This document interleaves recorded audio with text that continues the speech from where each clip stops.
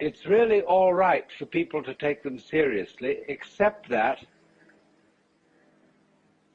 they are a little bit deprived. They're missing something. And so when the joker sees a person taking his life seriously and regarding himself as extremely important, there is something a little bit funny about it, and he is inclined to get the giggles. And it's all, he knows that the very intensity of seriousness with which the individuals concerned are taking these games will be a kind of foil for the subsequent bursting into laughter when he sees that it wasn't serious after all. You see that?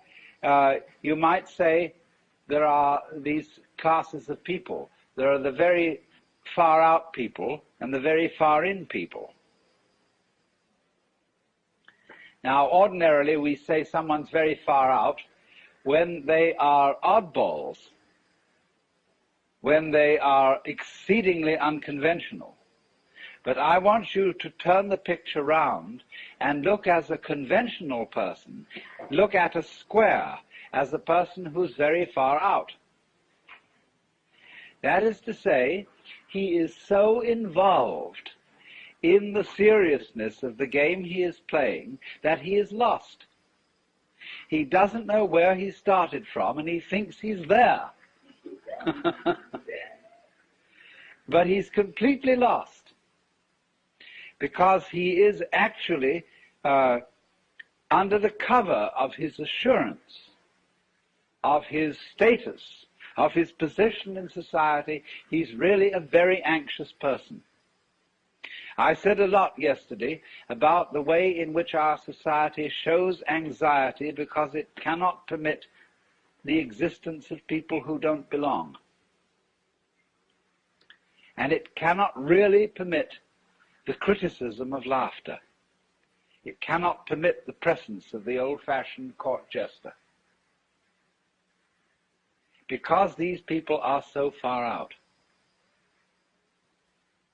They're so involved, and from a certain standpoint, you see, from the joker's standpoint, he doesn't condemn such people. He rather congratulates them on their heroism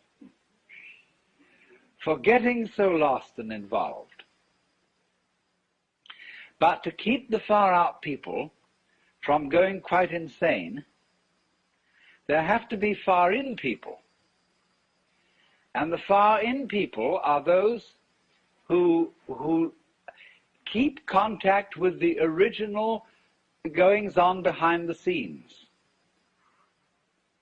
They are like the prompter in the theater, where there are the actors out on the stage relying on their memories, etc., and they're supposed to get completely involved in the play.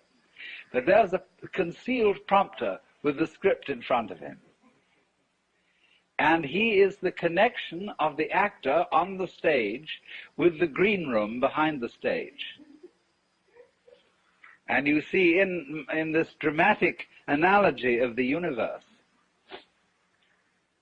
the green room is the central point, the still point of the turning world.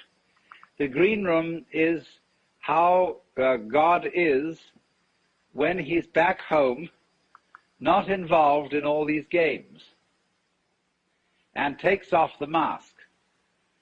See, on the Hindu theory that everybody is a mask of God. Like a wonderful line in one of Chesterton's poems. And now a great thing in the street seems any human nod, where move in strange democracy the million masks of God.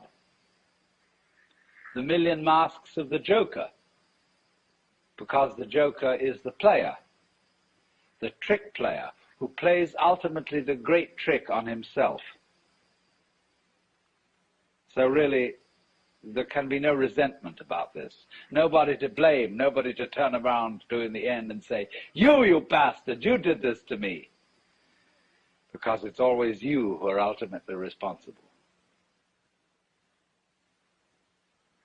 So this prompter, you see, keeps the actor on the stage in touch with the green room. And so there are certain people in the world who might be a kind of a priesthood sometimes, although priesthoods are apt to become corrupt and square, but a kind of people in the know. There always has to be somebody around in the know, so that, as it were, the wheel of society and of existence, the wheel of the squirrel cage, the wheel of the rat race, can have an axle firmly planted. And at the center then there have to be the far in people. So this is the domain of jokers. Now, having developed that side of the joker,